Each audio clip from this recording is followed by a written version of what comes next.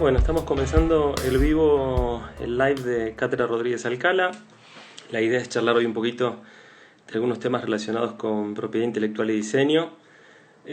Sabemos que en torno al tema de propiedad intelectual hay un gran mito, o varios grandes mitos desde el mundo del diseño, y quisiéramos explorarlos con ustedes. En algunos casos tenemos respuestas, en otros casos tenemos quizá como direccionadores, consejos.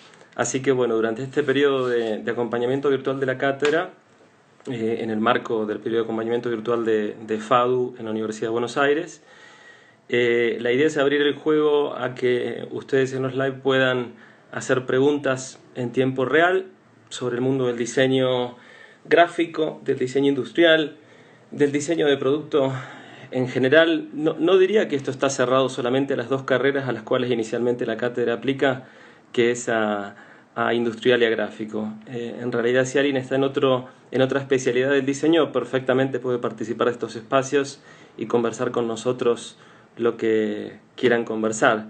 Les pregunto en términos de conectividad, ¿se escucha bien o más o menos? ¿Alguien me puede poner un OK si se escucha bien o un carita de diablito si se escucha pésimo? ¿Se escucha bien? ¿Se escucha mal? ¿Cómo se escucha? Bien, Ana Herrera Ruiz, gracias Ana. Excelente. Súper. Cindy, muy bien, gracias Cindy. Ahí está el equipo. Ok, bueno, entonces voy a seguir charlando así frescamente y pueden hacerme preguntas cuando quieran. Vamos a tratar de ir anotándolas. Quizás si Cindy estás por ahí o alguien de la cátedra pueden tomar el apunte y en todo caso recuperamos la pregunta para conversarla luego. Si algún tema no se llega a conversar hoy, bueno, lo conversamos en los próximos días. Tenemos varias semanas de paciencia y varias semanas de compromiso, así que casi seguro que esa respuesta llega. Aprovechen para avisar a todo compañero que sepan que esté inscrito en la cátedra, que es el momento de seguirlos a estos live, ¿no? Digo, el canal es un canal natural de conversación en tiempo real, si bien considerando temas de accesibilidad y que no todo el mundo está logrando tener conectividad, es real, no todos tienen conectividad. Bueno, vamos a poner los live en diferido también, colgados en IGTV, en el blog y en el canal de YouTube, como para que todos lo puedan escuchar en diferido. Entonces, hasta el día de hoy, si han tenido oportunidad de visitar el blog me refiero a Luciano Rodríguez Alcala, wordpress.com, que es el blog de la cátedra, van a poder curiosear un par de ejes temáticos. El primer eje temático donde hemos cargado material actualizado es en el eje temático de derecho de autor. En el marco de esa relación entre el mundo del derecho de autor y el diseño, hicimos el live de la semana pasada con Laura Barsky, que está colgado en todos los canales en diferido para quienes no lo han podido ver. Ese material, ese live con Laura Barsky, creo que nos deja bastante claro que hay ciertos sectores de la actividad económica y de la actividad sociocultural donde es inevitable pensar y poner en juego el derecho de autor, poner en marcha el derecho de autor. Piensen qué sería de la industria editorial, y digo editorial en sentido amplio, digo más, miren, vamos a ir a editoras de diseño también, no a Taschen, sino a editoras, a empresas que producen, fabrican y comercializan productos, por ejemplo, diseñados por terceros diseñadores, que hay muchas. Lo ha hecho, por ejemplo, IKEA lo hace de manera muy habitual, ¿no? Sus alianzas con diseñadores, con gente del mundo del diseño de autor, que se traduce en un producto icónico del catálogo IKEA, que está colocado siempre respetando ese nombre del equipo de diseño, poniendo esto fue diseñado por, y te hablan un poco de cuestiones inspiracionales y el perfil y el hipervínculo. Entonces, toda vez que ustedes vean un ejercicio de edición, tengan seguridad de que hay detrás un ejercicio que puede ser de licencia de derechos de autor o de cesión de derechos de autor, voy a decir propiedad intelectual si quieren en sentido más amplio. Hay detrás un contrato de propiedad intelectual. Toda vez que ven una editora de algo, hay un contrato atrás. ¿Por qué? Porque hay una relación diferida, intermediada entre el creador y ustedes, que se llama la editora, que es la editora. Entonces, cuando una empresa produce, fabrica, publica, comercializa diseños de otro, muy habitualmente, por lo menos cuando hay buena práctica de por medio, no estamos hablando de piratería y ese tipo de cosas, hay un contrato de propiedad intelectual detrás. Entonces, Netflix no sería nada sin el mundo de la propiedad intelectual. IKEA seguramente no tendría el mismo modelo de negocio sin el mundo de la propiedad intelectual. Cualquier editora de diseño industrial no funcionaría igual sin la propiedad intelectual. Entonces, es un tipo de derecho que es sumamente importante, y si uno lo saca de algunas cadenas de valor, que son sobre todo las cadenas de valor del mundo de la industria cultural y la industria creativa, se queda como sin columna vertebral esa industria, ese sector de la industria. Esto lo podemos llevar a otros universos que suenan un poco más a tecnología, por ejemplo en el mundo del software. Por supuesto que el mundo de la propiedad intelectual es columna vertebral. Cuando uno se mete en temas de tecnología e innovación, la propiedad intelectual es fundamental. ¿Por qué? Y porque hay un equipo de gente creando que genera una resultante creativa. Esa resultante creativa es envasada a través de un derecho, que es el de propiedad intelectual, y sobre ese derecho, a partir de ese derecho, se realizan un montón de actos que tienen que ver desde acciones de comercialización. Por ejemplo, cuando ustedes instalan un software en la compu, pero mejor vamos más atrás para no hablar del tema de cómo hacen la instalación de software. Vamos a hablar simplemente de ustedes prendiendo la compu para laburar. Cuando alguien prende una compu para laburar, pone en marcha un montón de licencias en ese instante. La licencia que tenés del sistema operativo, la licencia que tenés... Y esto está pasando también con los autos, por ejemplo, ¿no? Hay autos que uno no podría utilizarlos si no fuera por el montón de licencias que tiene adentro la centralita electrónica, porque permiten que uno ponga en marcha el vehículo que está controlado por un sistema de software informático. Entonces, toda esta cuestión de la propiedad intelectual es fundamental. Hola, ¿cuánta gente? Es fundamental cuando uno está hablando de sectores que tienen que ver con la creación. Llámenlo cultura, llámenlo creatividad, llámenlo tecnología, llámenlo innovación. Pero donde hay un sector de la industria vinculado con la creación humana, difícil que no haya un ejercicio de ingeniería detrás. Digo ingeniería en el sentido de planificar, ¿no? Pensar, armar, estructurar, armar el planning de cómo se tienen que gestionar los derechos de propiedad intelectual. Ese planning en torno a los derechos de propiedad intelectual no es igual en Argentina, en Bolivia, en Suiza y en China. No es igual. Y yo trazo como un tema, esto tiene que ver más con cuestiones ideológicas también, ¿no? Pero yo siento que la pyme latinoamericana en general, mejor podría decir una pyme del tercer mundo, ¿cierto? De los países en desarrollo, no tiene el mismo nivel de acceso a la propiedad intelectual que podría tener una pyme. Digo pyme, me refiero a incluso vamos a decir que pyme incluye también, técnicamente no, porque sería empresa unipersonal, pero son empresas unipersonales, pequeñas empresas y hasta medianas empresas, diría. Algunas grandes empresas tienen pésima práctica de propiedad intelectual, pero lo más habitual es verlo en sectores donde hay mucho tema de oficio, donde no se tiene en cuenta para nada el tema de la propiedad intelectual, y hay mucho tema también lo van a ver también en la pyme latinoamericana, que tiene una realidad que no tiene nada que ver en general con la pyme del primer mundo.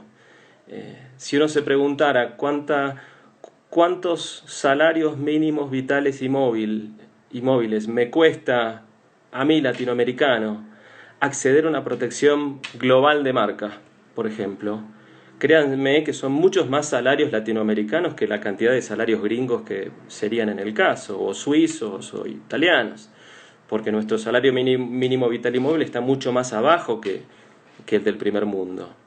Entonces, desde esa lógica, no es que la propiedad intelectual funciona para todos y funciona bárbaro. La verdad que no funciona para todos y no funciona bárbaro. Esa es mi posición. Ahora, ¿eso quiere decir que ustedes no puedan aprovechar a veces mejor la propiedad intelectual? No, realmente si tengo que dar un mensaje para el mundo del diseño a veces se puede aprovechar un poco más estratégicamente la propiedad intelectual. Y un poco la idea de la cátedra es que quienes forman parte de la cátedra, las audiencias de la cátedra, logren transitar la materia y salir con un poquito más de estrategia, un poco más de criterio sobre cómo utilizar la propiedad intelectual. Entonces, la idea es que ustedes durante estas 4 semanas vayan y vengan respecto del material que está publicado en el blog. No es una clase técnicamente, no estamos tomando asistencia, no es obligatorio hacerlo, Pero si ustedes tienen contacto con el material del blog, estudian los mapas, los mind maps que hemos armado, hay varios mapas, se va a ir actualizando semana a semana, aparte del blog, pero ustedes van a poder participar después de un live con muchísimo más criterio, me van a hacer preguntas mucho más interesantes, menos obvias las preguntas, y no sería extraño que si van a rendir después la materia, por ejemplo, lleguen mejor preparados, ¿eh? ¿Es una forma de proteger el valor trabajo? Sí, sí. Hay una verdad con el tema de las... Le contesto a escucharte online. Hay un tema muy interesante con el mundo de la transacción, de los negocios, ¿no? Donde hay un tema que es el valor de mercado de las cosas y es lo que termina valiendo tu tiempo en base a tu capacidad de negociación. Entonces, a veces uno puede hacer mucho tarifario, hablar mucho de cómo debiera ser el contrato, no sé cuándo, pero en los hechos es como que tu posición negocial, que era un poco lo que decía Laura Barsky, no sé si estuviste a escucharte online en el live con Laura Barsky, pero decía eso, ¿no? Que un poco ustedes son los que definen en qué posición negocian. Ahora, mientras tanto, hay una realidad, y que estamos hablando acá de tratar de negociar el valor de la profesión, salir a transformar la realidad. Y sé que no es fácil porque muchos estamos con una pregunta y una incertidumbre que todavía no se ha respondido, y es cómo sigue esta historia a nivel, ¿no? ¿Cómo sigue funcionando el mundo? No creo que nadie lo tenga tan en claro. Lo que sí está claro es que en la medida en que podamos ser actores relevantes de todo esto que nos va a tocar vivir, que nos toca vivir, tenemos un poco la responsabilidad de hacerlo, ¿no? Entonces, yo lo que siempre siento con el aula es que el aula es un montón de espíritus y un montón de cerebros y de sensibilidades listas para transformar el mundo. Y siento que en realidad el ejercicio proyectual se puede construir. No digo que el campo no es relevante, por supuesto que salir al campo a hacer el ejercicio proyectual es fundamental, es básico, pero no quiere decir que no se pueda hacer una acción colaborativa desde donde nos toque estar, aislados, desde casa, haciendo un equipo de trabajo online. Yo estos días armé 4 o 5 equipos de trabajo en línea y vamos a trabajar así. Lo vamos a hacer, no me refiero a la cátedra solamente, digo proyectos profesionales, nos toca hacerlo así y lo vamos a hacer así. Porque aparte lo que siento es que ustedes tienen algo poderoso dentro y han tenido el privilegio de transitar procesos educativos como profundos. No todo el mundo tiene acceso a la universidad, no todo el mundo tiene acceso a muchas cosas a las cuales ustedes sí han tenido acceso.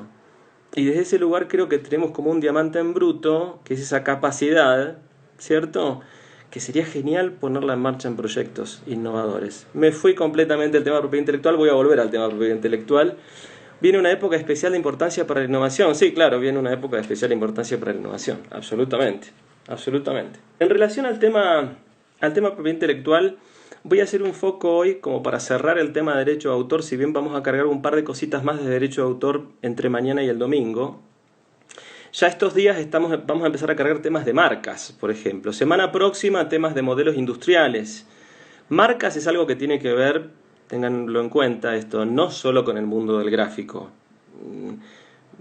¿Cierto? La marca es el signo que distingue cualquier ejercicio comercial, bueno, comercial incluso de una fundación también, ¿cierto? Pero cualquier prestación de servicios en el mercado o producto comercializado tiene técnicamente una marca que lo identifica y lo diferencia de lo que hay alrededor, ¿cierto? Entonces, los que están en industrial y los que están en gráfico tienen razones muy particulares para entender cómo funciona el tema de la marca desde el mundo jurídico, porque van a tener que crearlas a las marcas, muchos van a tener que gestionar sus propias marcas en el ejercicio profesional, ¿cierto? Porque a veces el ejercicio profesional es tu nombre, pero en otros casos no es tu nombre, ¿cierto? Patricio Herrán, ¿cuál es el límite de la propiedad intelectual? Hablando desde el diseño industrial, un producto con una leve modificación, ¿dónde se encuentra? Patricio, esa es la pregunta del millón. Lo que sí te aclaro es que hay un mito, y el mito es creer que modifico un poquito y ya está. Total, si lo modifico un poco, no es así. No es así. porque hay algunos criterios que tienen que ver con... En el mundo de la propiedad industrial, por ejemplo, del modelo industrial se habla que tiene que ser, si algo es esencialmente similar, está complicado. Entonces, el derecho no es tonto, los peritos no son tontos. Entonces yo lo que creo es, no se paren sobre la idea de que modificando un poquito tengo un derecho nuevo. En general diría que hay una infracción. Como que si tengo que dejar una regla diría esa. Aquí en contrato, si quiero patentar mi marca, con el sistema con el universo del gobierno electrónico, uno en teoría puede hacer cualquier tipo de trámite a título personal, ¿cierto? Como toda actividad económica suele haber especialistas, entonces los especialistas son los agentes de marcas y patentes.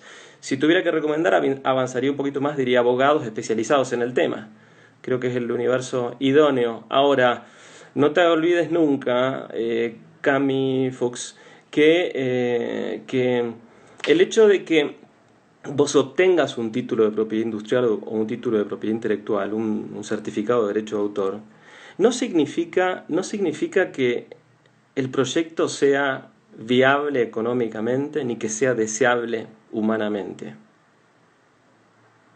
Si escucharon a Julieta, una de las jefas de trabajo práctico de la cátedra, en los audios de derecho de autor del blog, Julieta hablaba del tema de que al derecho de autor no le importa, hablando solo de derecho de autor. Acuérdense que la propiedad intelectual tiene dos patas, derecho de autor y propiedad industrial. Son dos patas diferentes. Y la propiedad industrial tiene dentro a un montón de derechos que son los derechos industriales, patentes, modelo industrial, y también las marcas tiene la propiedad industrial acá abajo. ¿Sí? O sea que la marca es una nieta de la propiedad intelectual.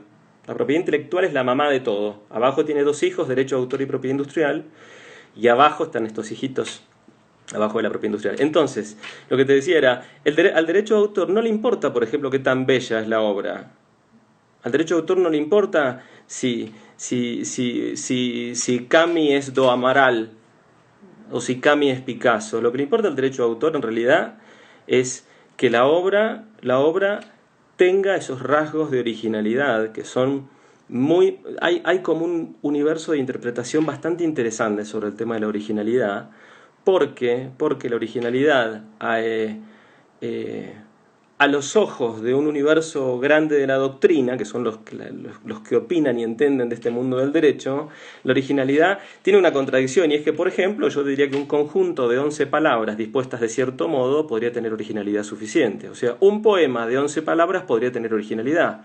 11 palabras definen originalidad en la disposición correcta de esas 11 palabras, ¿cierto? Entonces, uno diría, ¿qué tan exigente es la originalidad? De los 8 compases en la música, o los 12 que decían en su momento en la música. Yo diría, vuelvo a insistir, creo que en realidad el primer imperativo es el de ustedes como creativos. Ustedes saben si son lo suficientemente curiosos, si están haciendo el análisis del contexto lo suficientemente profundo y amplio como para tener autocrítica y entender si lo que están tratando de crear tiene ese brillo y esa genialidad que debiera o que podría tener. Porque ahí sí me preocupo, si ustedes, después de cursar la materia, ¿cierto?, no tienen la autocrítica suficiente como para saber si lo que están haciendo tiene ese brillo de genialidad, vamos a tener un súper problema.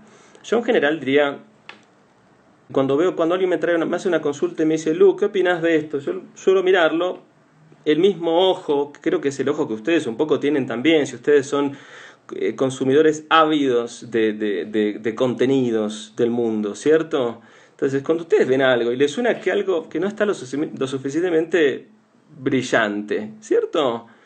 Es un momento duro cuando uno le tiene que decir a alguien, mira, lo que estoy viendo no me parece del todo original. Porque el otro dice, no, pero si acá le modifiqué y le hice no sé cuánto. Le pregunté, pero ¿de qué punto de partida empezaste? ¿Cuál fue el recorrido de pensamiento creativo aplicado que hiciste? ¿En qué te inspiraste? ¿Estás mirando lo suficiente? Siempre digo, por ejemplo, Frank Stephenson. Frank es un amante del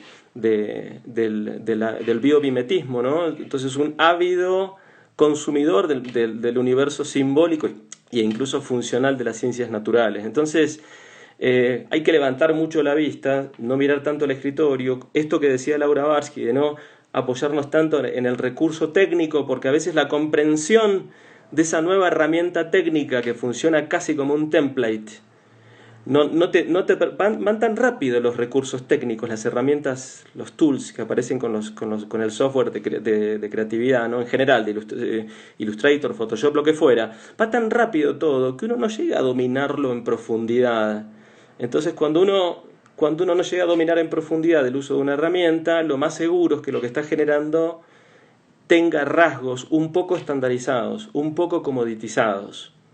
Por eso Lucas Davison de DHNN, Design Has No Name, me decía la vez pasada: Lu, lo que veo yo es que en realidad en el mundo del digital, lo que hace falta en realidad es más director de arte, más dirección de arte. Porque lo que está pasando, piénsenlo en el contexto de la pandemia, en 15 días un universo enorme de empresas y organizaciones tuvieron que lanzar su software, ¿cierto? Su canal digital, su app, ¿cierto? Su sistema de atención online.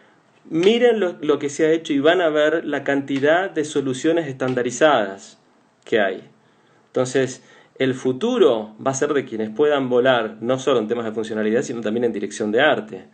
Porque digo, los canales nunca van a dejar de ser, entre comillas, cualquier canal digital de una organización, su app, termina siendo un poco una marca, ¿cierto? En los hechos, un canal digital termina, en muchos casos, proponiendo funcionalidades únicas, lenguajes visuales únicos.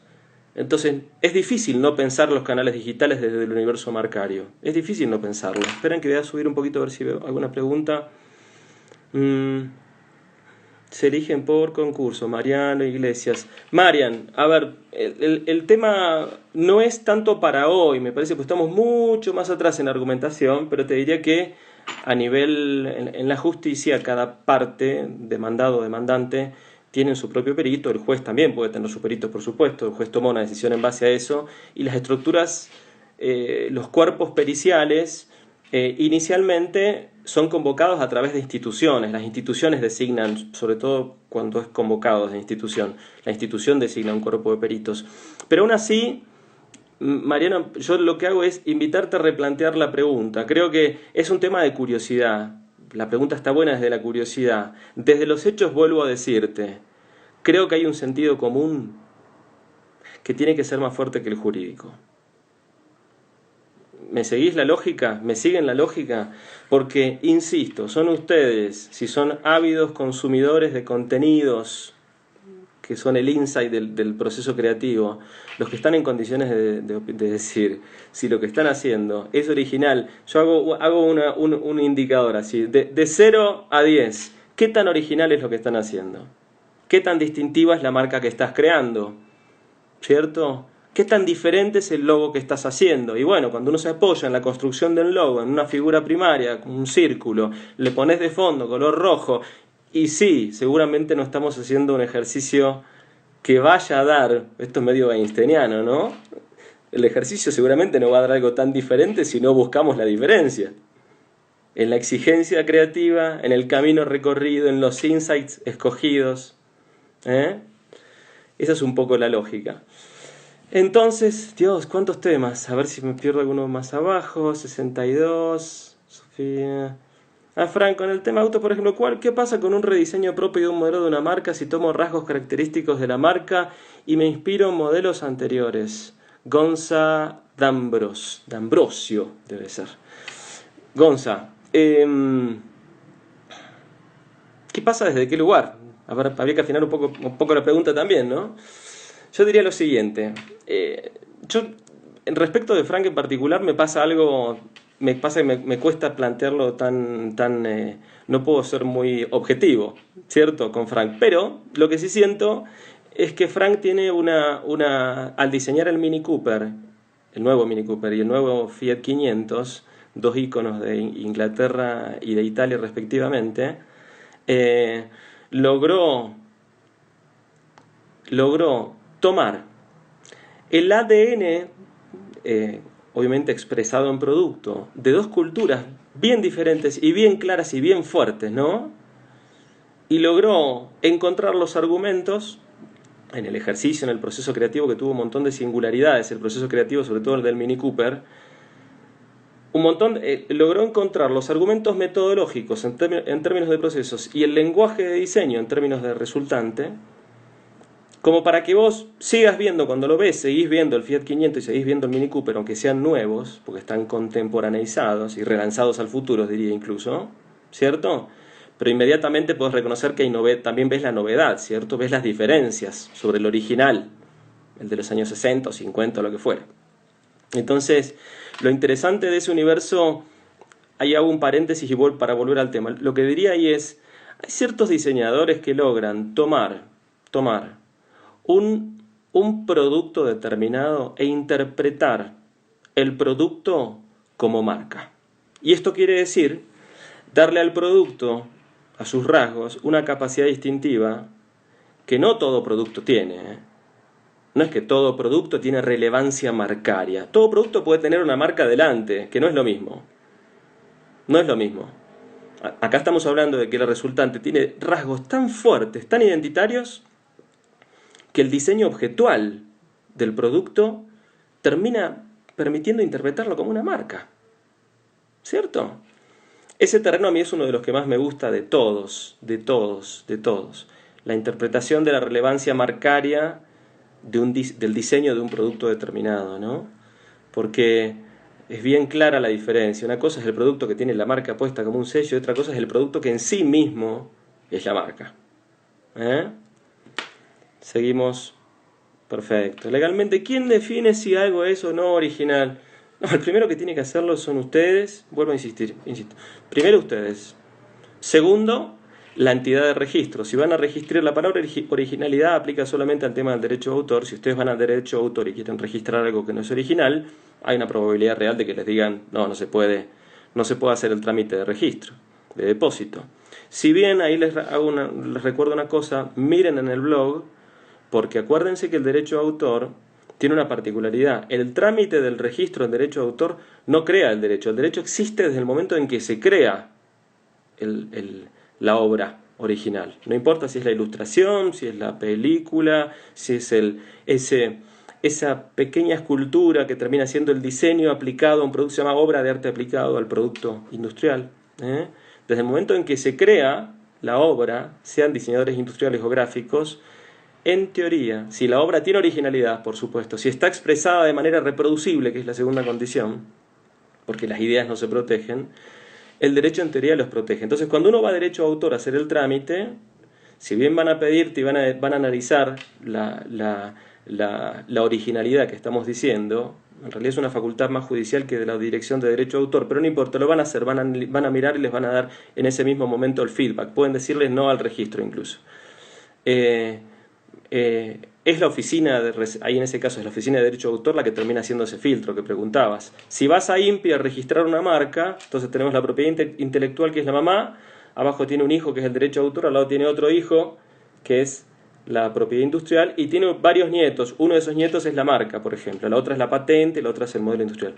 Si quieren registrar una marca en la Oficina Nacional de Propiedad Industrial, lo que va a pasar es que la oficina les va a pedir que la marca tenga capacidad distintiva. Si ustedes quieren registrar una marca que no tiene capacidad distintiva, va a rebotar el trámite. Entonces, ¿de quién es el problema? ¿Del diseñador gráfico que se puso a laburar el naming y branding? ¿O de la oficina de registro que te dice que no? Yo diría que el problema es primero nuestro, de ustedes, del creativo, ¿cierto?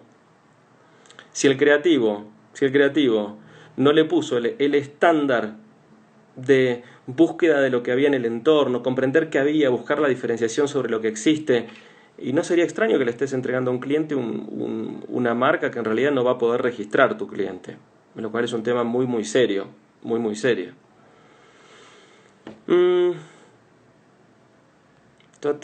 litigio, un juez va a resolverlo. ¿Qué potenciales alternativas existen a la hora de proteger una idea? No, las ideas no se protegen. Si tenés la idea dentro tuyo, tenés que expresarla de algún modo. En una obra literaria, en una ilustración, en un render, en lo que fuera, y vas a poder proteger ese resultante, en su caso, no la idea en abstracto. El texto no habla también de que en algunos casos depende de la legislación, el producto recién queda protegido cuando queda registrado de forma tangible. Sí, sigo avanzando un poco más. Entonces, en derecho de autor, les decía, el derecho el registro no crea el derecho. El derecho existe desde el momento en que el creativo da luz a esa obra. Y cuando uno va a hacer el trámite a derecho a derecho de autor, lo que hace en realidad es obtener con el trámite en derecho de autor, esto aplica mucho al mundo de la ilustración y en algunos casos a los diseños industriales cuando son muy muy originales, ¿sí? por la vía de la obra de arte aplicado. El derecho de autor lo que va a hacer es darles un sello, una constancia de que ese día, 5 de mayo de 2020, Mariana Fernández hizo ese trámite de derecho de autor, que la obra existía ese día y que el registro consideró, la Oficina Nacional de Derecho de Autor consideró que ese registro era en efecto de una obra original. Esto no quiere decir que yo después no pueda discutirle todo a Mariana Fernández. Puedo discutirle la fecha tratando de probar que yo lo hice antes, lo creé antes, ¿cierto? Puedo discutir la originalidad de la obra y podría discutir un montón de cosas, pero lo cierto es que ella tiene un gran punto de partida y es que tiene una constancia emitida por el gobierno. ¿Qué dice? Que ese día la obra existía y que ella es la autora. Entonces el que tiene que probar que Mariana está equivocada soy yo. Se me complica un montón. Por eso es útil el registro. Es muy importante hacer ese registro en la medida en que se pueda. El depósito en derecho de autor. Ahora bien, saliendo del tema de derecho de autor, que es uno de los hijos de la propiedad intelectual, voy a ir al otro terreno, que es el de la ilustración, ¿cierto? O el diseño visual. Entonces diría, toda vez que ha nacido una obra visual de prácticamente cualquier naturaleza y con estándares de originalidad básicos, ¿cierto? Mínimos, que tiene que tenerlos, yo tengo un camino... No, perdón, discúlpenme, vuelvo un poco para atrás. Salgo del derecho de autor. Vamos a salir del derecho de autor, pero necesito hablar un segundito del tema de una pregunta que hicieron acá, porque si no van a quedar perdidos. Discúlpenme, no estoy muy entrenado con los live, mi segundo live. Entonces, voy a tocar el tema del otro hijo del derecho de autor, del otro hijo de la propiedad intelectual, que es la propiedad industrial. La propiedad industrial, que les dije tiene las marcas, las patentes y los modelos industriales y diseños industriales, ese universo sí en realidad constituye el derecho recién cuando hacen ustedes el trámite. Entonces, por ejemplo, para el tema marcario, si ustedes quieren estar seguros de que el cliente realmente es dueño de la marca que acaban de crear ustedes con su naming y su branding, el cliente va a tener que registrar esa marca. Si el cliente no registra la marca, en realidad todavía no es dueño de la marca. Como mucho, es dueño de una ilustración, que es ese ISO logotipo que está atrás, ¿cierto? Que después va a ser registrado como marca, ¿cierto? O que queremos registrar como marca.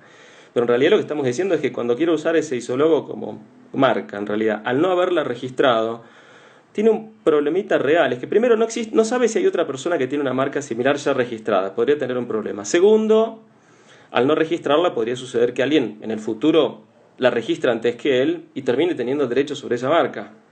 Entonces digo, lo que queremos cuando hacemos naming y branding, lo que queremos hacer es, sobre todo estamos tratando de crear marcas, estamos tratando de crear un signo distintivo para que un cliente que tiene una organización, una empresa, lo utilice en su mundo comercial.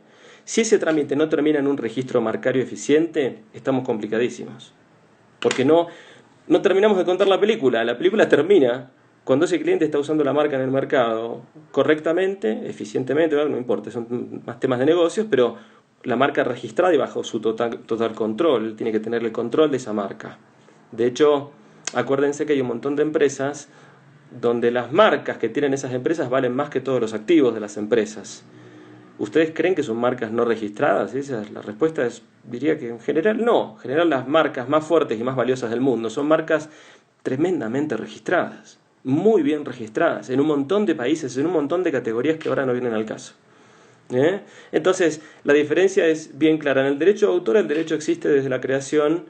El trámite de depósito de derecho de autor, de registro de derecho de autor, no constituye el derecho, pero es conveniente hacerlo siempre por un tema probatorio, sobre todo.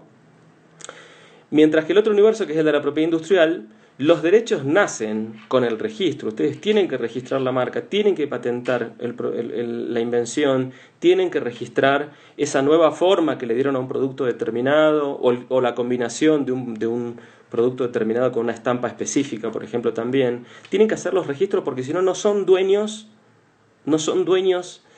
de esa resultante del mundo del diseño. El cliente no es dueño de lo que ustedes acaban de diseñar. Lo que puede pasar es que el cliente aparte jamás lo sea, porque a veces lo que pasa es que salís al mercado sin haber hecho registros, pasaron 2 años, quisiste registrar 2 años después y cuando vas a registrar no podés registrar 2 años después un modelo industrial o una patente. La marca, si tenés suerte, podrías registrarla. La marca no no tiene un plazo de registro desde que salís al mercado, mientras que modelo industrial sí, patente sí, son mucho más delicados. Todo eso lo vamos a ver en las próximas semanas. Tangible. Uno puede concebir un producto como marca y registrarlo, recién se puede a través del tiempo y de la imagen que genera el producto. De parte de Daniel. Puede registrar un producto como marca y registrarlo, recién se puede a través del tiempo y de la imagen que genera el producto. Esto me dio como fue como un déjà vu conceptual. Bueno, vamos a eliminar este pedacito de lo que quede grabado. Tras el tiempo y la imagen que genera el producto. No te entiendo bien la pregunta. A ver, lo que me querés decir es si cuando creaste un producto con altísima capacidad distintiva, hiciste un Mini Cooper, ¿cierto? Hiciste la exprimidora de Philippe Stark. Saliste al mercado, empezaste a venderla y si me estás preguntando si después podés protegerla como marca, podés proteger la capacidad distintiva de ese diseño como marca. Sí, diría que sí. Inicialmente no hay un obstáculo. Ahora, te tengo que dar un consejo, diría, si es posible, transita caminos de protección previa al menos. Entonces, mostrá que tenías una intención de protección por la vía del derecho de autor si fuera posible, intentar protegerlo como modelo industrial si fuera posible y después pedir la marca. Ahora, eso inicialmente en mi posición diría, porque aparte si nos metemos en la opinión de los jueces va a variar bastante, vamos a tener como rangos dependiendo de los países, dependiendo del juez, qué sé yo. No hay temas sobre estos temas, no hay temas definitorios a nivel judicial, por lo menos no en Argentina.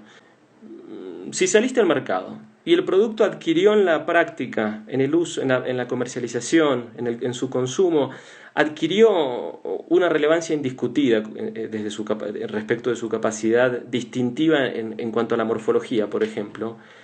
Bueno, si la capacidad distintiva está, yo iría a pedir el registro marcario, sin duda alguna. Intentaría registrar como marca no tradicional un producto que ya se está vendiendo si es que puedo demostrar que tiene capacidad distintiva.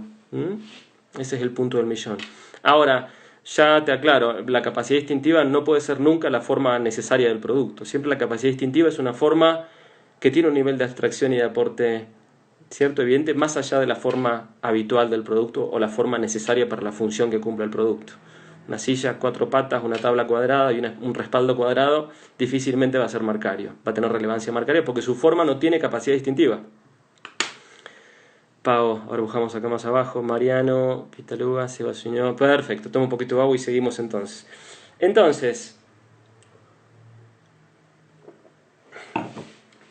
A toda esta historia está bueno que, por ejemplo, los gráficos tengan en cuenta que cuando ustedes crean marca, mejor ténganlo en cuenta todos. Morfológica. Sí, espérame, Gonza, que cierro esta idea, ahora vuelvo. Tipo respondía una a una las preguntas. Bueno, vuelvo al concepto. Entonces, los que están diseñando, creando marca, transitando procesos de naming branding, tengan en cuenta que lo primero que nace en esa creación es un derecho de autor. Pero que ese derecho de autor es previo en el tiempo y debiera ser complementado en el menor tiempo posible, diría yo, con un registro marcario a nombre del cliente para el cual estamos haciendo ese trabajo de marca.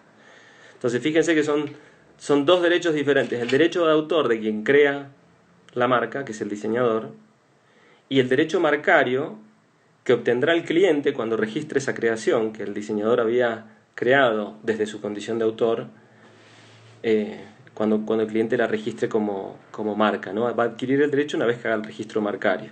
Entonces son dos registros diferentes que aparecen en el tiempo. Uno a nombre del cliente, que es el último, y el primero a nombre del diseñador. ¿No se registra como modelo industrial una innovación morfológica? Sí, la forma novedosa aplica como modelo industrial. Esa es la protección natural, eso se protege en INPI. Ahora, si la forma novedosa que acabas de hacer tiene la relevancia de una escultura, ¿sí? Si tiene la originalidad a flor de piel, y uno podría justificar, en caso de que uno pueda justificar que esa morfología, ¿sí? esa condición escultural evidencia originalidad, el derecho de autor podría abrirte las puertas. Eso es muy interesante. Es muy interesante por varias cuestiones, la cuestión del derecho de autor. La primera es que el derecho de autor, si bien es un sistema que rige por país, hay una estructura, un sistema mayor a nivel internacional que permitiría que inicialmente si alguien infringe mi derecho de autor en otro país, yo pueda notificar una infracción y exigirle que corrijan la referencia a la paternidad o maternidad, como me gusta decirle también, porque el derecho lo llama el derecho de paternidad, pero podría ser perfectamente maternidad. Entonces, uno podría exigir el cumplimiento de derechos de autor incluso cuando hay una infracción en otro país, con un trámite que hiciste en Argentina. Eso es lo interesante. O sea, un registro, un depósito que te da una herramienta de negociación en principio internacional. Eso es muy poderoso. Es un derecho muy grande, que aparte dura toda tu vida y muchos años, muchas décadas después de tu muerte. No quiero que mueras, por supuesto. Lo que estoy diciendo es un derecho, como le decía Laura, es un tremendo derecho, el derecho a autor, ¿cierto?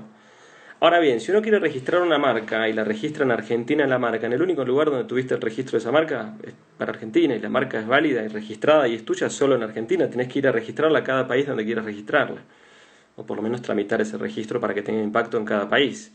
Entonces, y lo mismo pasa con el modelo industrial. El modelo industrial, que es la forma novedosa aplicada a un producto, incorporada a un producto, esa forma novedosa, si el diseño no tenía la originalidad suficiente, la obra no tenía la originalidad suficiente como para ser aceptada por el mundo del derecho de autor, de modo tal que no tengo un derecho que tiene vigencia mundial y no tengo un derecho que dura toda mi vida y muchos años después de mi muerte. No tengo ese derecho porque no está la originalidad. Yo tenía la opción, en la medida en que el diseño fuera novedoso, ahí ya hay que analizar qué es la novedad, y es lo que viene en las próximas semanas, lo que vamos a ver en el blog. Si ese diseño es novedoso, yo podría proteger la forma novedosa de un producto en el INPI como modelo industrial, por ejemplo. El tema es que ese registro de INPI, insisto, es un registro que igual que la marca, es igual que la lógica por un segundo, o sea, tiene vigencia solamente para Argentina, no va a tener impacto mundial. Si quisieras exigirle a alguien que respete tu exclusividad de fabricación y comercialización de ese modelo industrial en Francia o en Europa, vas a tener que ir a protegerlo bastante rápido. Aparte, tenés que ir a protegerlo, tenés muy poco tiempo para ir a protegerlo en Europa o en Francia específicamente. Entonces, cuando vos no lográs la originalidad en la creación, el camino de protección es mucho más limitado. Entonces te protege solo para el país donde registrás. Segundo, te protege por plazos de tiempo. Se puede renovar la protección, pero por ejemplo un modelo industrial llega a 15 años con las renovaciones. La marca se protege, dura 10 años la protección de la marca, pero la ventaja que tiene la marca... ¿Cuántas veces creen que yo puedo renovar mi registro de marca? Por ejemplo, modelo industrial se puede renovar, yo hago un primer registro, dura 5 años y puedo renovar 2 veces más, en total 15 de máximo de protección, ¿no? Entonces les pregunto, ¿cuántas veces creen que puedo renovar el registro marcario que dura 10 años iniciales de protección? Pongan un número, un imaginario. ¿Cuántas veces creen que puedo renovar el registro marcario? ¿Alguna idea? ¿2 veces? ¿3 veces puedo renovar el registro? ¡Infinito! Se puede renovar infinitas veces el registro. No hay limitación. Infinito. Infinito, Cami. Infinito, Mariana. O sea, es muy interesante porque ustedes van a ver que hay marcas que están registradas desde hace un siglo y que lo seguirán estando. Sí, mientras que la marca exista. Sí, por supuesto, mientras tengas un interés legítimo. Todavía no estamos en tema marcas igual, pero bueno, quiero que tengan en claro el concepto. Flor Candini, también saludos. Rama Daque, saludos también. Entonces, lo interesante de la marca es que uno puede renovar el registro marcario una cantidad de veces ilimitada, tanto como te dé, ¿cierto? La capacidad.